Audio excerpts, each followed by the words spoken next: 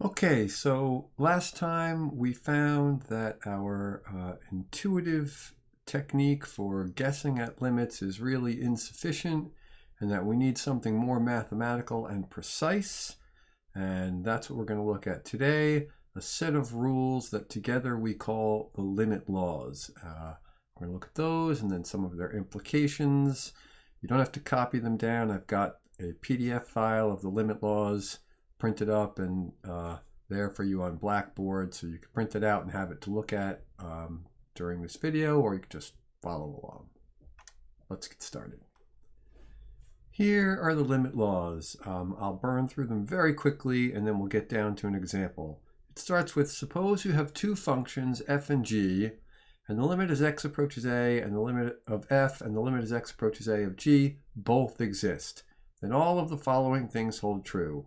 The first one says, the limit of the sum is the sum of the limits, is the way we say it quickly. But the limit as x approaches a of f of x plus g of x. How do you compute that? Well, you compute the limit as x approaches a of f of x, and then you just add the limit as x approaches a of g of x. And the second one is similar, but with subtraction. The third one says that if you have a constant times a function, c is just a constant, that little c with a little funny symbol and a big strange r, that's c, an element of the real numbers. So this says that if you try to take the limit as x approaches a of a constant times a function, it's just equal to the constant times the limit as x approaches a of the function, meaning you can pull the constant outside of the limit. That will be an important technique for us. The next one says that you can do the same. Next two say that you can do the same thing with multiplication and division. The limit of a product is the product of the limits. The limit of a quotient is the quotient of the limits, provided the limit in the denominator is not equal to 0, because you're never allowed to divide by 0. They start to get a little more obscure, or at least this one is. The limit as x approaches a of some function to a power is just the limit of that function raised to the power, as long as the power is some natural number. 1, 2, 3, 4, etc., but not -5 or 2/3 or something like that. Moving right along. Oh, that's not good enough. There we go. The next one says something similar, but for nth roots. It says the limit as x approaches a of the nth root of a function is the nth root of the limit of the function, again, where n is a natural number, 1, 2, 3, 4, 5, etc. And this one we won't need till later in the semester. And then its next couple are fairly easy. The limit as x approaches a of a constant is just the constant. And then the limit as x approaches a of x is just equal to a. And finally, the limit as x approaches a of x to the n is just a to the n. I'll say more about those last three in a second. But before I do, let's say that, let's consider this last sentence. All of the limit laws here have been stated in terms of two-sided limits, but they apply perfectly well to one-sided limits also. So for example, the limit as x approaches a from the right of f of x plus g of x is just the limit as x approaches a from the right of f of x plus the limit as x approaches a from the right of g of x. Let's take a quick look at this eighth limit law. The limit as x approaches a of a constant is just equal to the constant. Here we have a graph. I've marked out the point C on the y-axis and the point A on the x-axis. And the graph of y equals c, or f of x equals c, is just a horizontal line through c. For any x value, the y value is always c. And so if we consider what happens as x approaches a from the left, well, we pick a value to the left of a, you get c. You pick a value closer to a, still to the left of a, you get c. You pick a value really, really close to a, but still to the left of a, you get c. And then if we approach a from the right, you pick a value to the right of a, you get c for the function value. You get closer to a from the right, you get c. You get even closer to a from the right, you get c. And so what we're saying is the limit as x approaches a from the left is c, the limit as x approaches a from the right is c, and so the two-sided limit as x approaches a is clearly equal to c. And that is simply what that limit law says. We'll do one more quickly, the ninth limit law that says the limit as x approaches a of x is equal to a. And here I've sketched in the function y equals x, or f of x equals x, and I've plugged in an x value called a. And by the definition of the function, when x is equal to a, y is equal to a. And so just like before, if we pick a value a little bit to the left of a and see where we end up something a little bit less than a. And if we get closer to a on the x value, we get closer to a on the y value, and even closer to a from the left on the x value, we get closer to a on the y value. And so it looks like the limit as x approaches a from the left of f of x is a.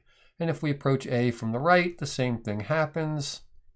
The closer we get to a from the right, the closer we get to this value of a.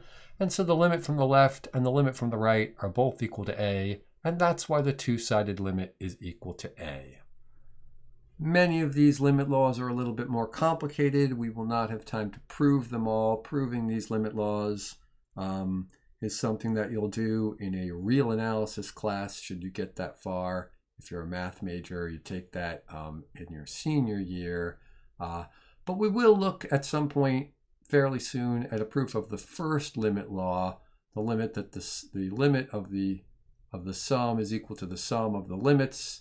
We'll prove that rather carefully, and that'll be a good example. The second one is very similar, and the others not all that much different. That'll give you a flavor of how these limit laws are proven. Okay, let's do our first practical example. Let's see if we can use the limit laws to compute the limit as x approaches 3 of x squared minus 5x plus 4. By the first and the second limit laws, the limit of the sum is equal to the sum of the limits. The limit of the difference is equal to the difference of the limits. This is just the limit as x approaches 3 of x squared minus the limit as x approaches 3 of 5x plus the limit as x approaches 3 of 4. By the 10th limit law or the 6th limit law, you could use either one. The limit as x approaches 3 of x squared is just the limit as x approaches 3 of x, all squared. And then by the third limit law, is it the third limit law? Yes, by the third limit law, we can pull the constant outside the limit. The limit as x approaches 3 of 5x is 5 times the limit as x approaches 3 of x. And that we've already seen that the limit as x approaches 3 of a constant is just the constant, so the limit as x approaches 3 of 4 is 4. Finally, by the 9th limit law, which we just recently demonstrated, the limit as x approaches 3 of x is 3, and so this becomes 3 squared minus 5 times 3 plus 4, which is simply equal to -2. And notice what happened there. We took the limit as x approaches 3 of x squared minus 5x plus 4. And what did we get as the answer? We got 3 squared minus 5 times 3 plus 4. In other words, the answer that we got for the limit was the same thing we would have gotten if we would have plugged 3 directly into the function. So that's very interesting, and we'll talk about that more in a second. Let's do one more example first. We'll look at the limit as x approaches 2 of x plus 1 over x squared minus 5. Since it's a quotient, we can use the limit law for quotients. As we have right here, we have to be a little bit careful. The limit law for quotients only applies if the limit of the denominator is not equal to 0. We haven't computed what the limit of the denominator is yet. If we find out that it's 0, then this limit law doesn't apply and we have to do something else. But for now, we can see how it goes. And applying the limit laws in the numerator and the denominator separately, we get this expression right here. We can go one step further. We know that the limit as x approaches 2 of x is 2. The limit of x as x approaches 2 of 1 is 1. The limit as x approaches 2 of 5 is 5. And then there's the limit as x approaches 2 of x squared, which is the limit as x approaches 2 of x, all squared, which is just 2 squared. And in the end, you get -3. And if you look what happens here, it's the same thing that happened in the previous example. The limit as x approaches 2 of x plus 1 over x squared minus 5 turns out to be 2 plus 1 over 2 squared minus 5. In other words, the answer you get for the limit is simply what you would get if you plugged 2 into the function. And it doesn't really matter, we picked x squared minus 5x plus 4 as x approaches 3, but we could have picked x to the 7th minus 95x to the 3rd plus 47x cubed plus 11, or we could have picked x plus 63 divided by x cubed minus 94, and as long as we didn't have a 0 in the denominator of that rational function, it would have worked the same way. We would have applied the limit laws and just gotten the same answer we would get if we plugged the value that x was approaching directly into the function. And so there's a theorem there. Let's write it out carefully so that we can use it with confidence. And the theorem says that if f is a polynomial function, or if f is a rational function and a is in the domain of f, meaning that if you plugged a into the function, you wouldn't get a 0 in the denominator, then the limit as x approaches a of f of x is simply f of a. You just plug a into the function, that gives you the limit. You gotta love it. This is a special case, or these are special cases of what we are going to soon be calling continuous functions. Continuous functions are functions where you can simply plug in the value a into the function to get the limit. And so what we're saying here, we'll be saying it more carefully soon in the future, but what we're saying here is that polynomial functions are continuous and rational functions are continuous where they're defined or on their domain or any place where you wouldn't get a 0 in the denominator. But for now, it's good enough to just understand this theorem right here that describes how to compute limits of polynomial functions and rational functions where they're defined. Let's look at one more example and then you'll be in good shape to start your homework. And this is not quite the one more example. Here we have a rational function. You could just plug in 1. You'd get 1 squared minus 1 minus 6, which is negative 6, over 1 minus 3, which is negative 2. Negative 6 over negative 2, you'd get positive 3. And so we would do this just the way we've been talking about it so far. But what if instead I changed the 1 here? Instead of looking at the limit as x approaches 1, what if we looked at the limit as x approaches 3? Now this becomes a more interesting example because as x approaches 3, the limit as x approaches 3 of the denominator is 3 minus 3 or 0. And so the limit laws don't apply. At least the quotient limit law does not apply. And you certainly can't just plug in 3. You'd get some expression where you're dividing by 0, which you're not allowed to do. And so what we need here is some different technique. I'll tell you what, take 47 seconds, pause the video, think about it, see if you can come up with some other way to do it. And if you can't, no worries, we'll do it together soon as you unpause the video. And the technique is to notice that x squared minus x minus 6 factors into x minus 3 times x plus 2. And so what we're really looking at is x minus 3 times x plus 2 all over x minus 3. And in a situation like this, the x minus 3's cancel, and the algebraic expression simplifies to x plus 2. This is not completely true. I mean, you've been seeing expressions, algebraic manipulations like this most of your life, and you've left it just like that, but it's not completely true. What it's saying is, if you take any x value and plug it into x squared minus x minus 6 over x minus 3, you get the same value as you would if you plugged it into x plus 2. Almost entirely correct, but if you want to be precise, it turns out that there is one x value that you can't plug in to both equations, to both expressions, and get the same result, and that is x equals 3. And so if we want to be careful, we should explain that this is true provided x is not equal to 3. Pick your favorite other number, pick 0 because it's easy to compute, and if you plug it in to this expression over here, 0 squared minus 0 minus 6 over 0 minus 3, you'll see that you get positive 2. And if you plug it in over here, you also get positive 2. Not luck, take any other number you like other than 3, plug it into the expression on the left, you'll get the same expression, you'll get the same answer as you would if you plugged it into the expression on the right. It's only the number 3 that gives us trouble.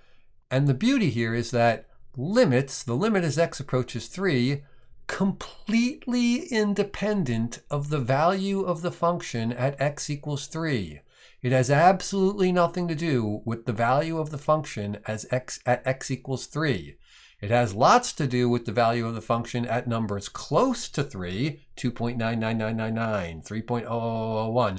But x plus 2 works perfectly well for those values, just as well as x squared minus x minus 6 over x minus 3. In other words, I'll say it again.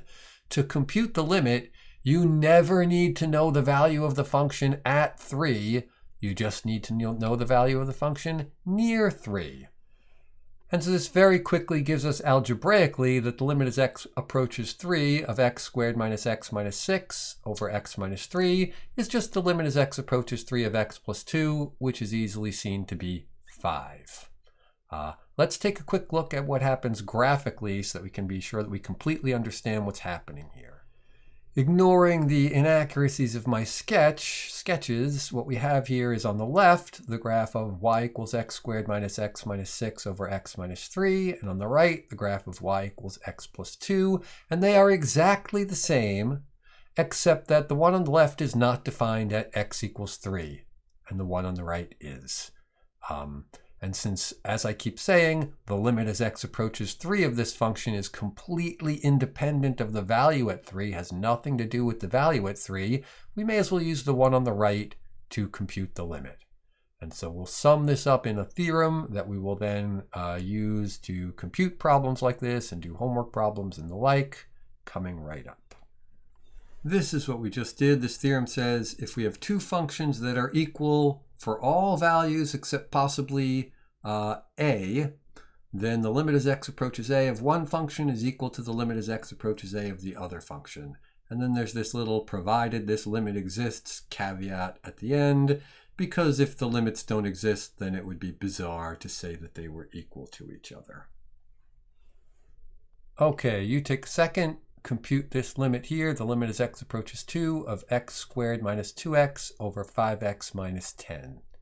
Pause the video, figure it out, unpause the video when you're ready to keep going. Works the same way. You can factor the numerator and the denominator, and the x minus 2 and x minus 2 in the numerator and denominator cancel, and you just get the limit as x approaches 2 of x over 5. There are lots of ways to think about this one. It's a rational function, perfectly defined at 2. In other words, 2 does not make the denominator 0. Or you can think of this as x over 5 is 1/5 times x, and you can pull the constant outside of the limit. And whichever way you think of it, this limit is equal to 2/5. Okay, congratulations. You now have some precise ways to compute limits.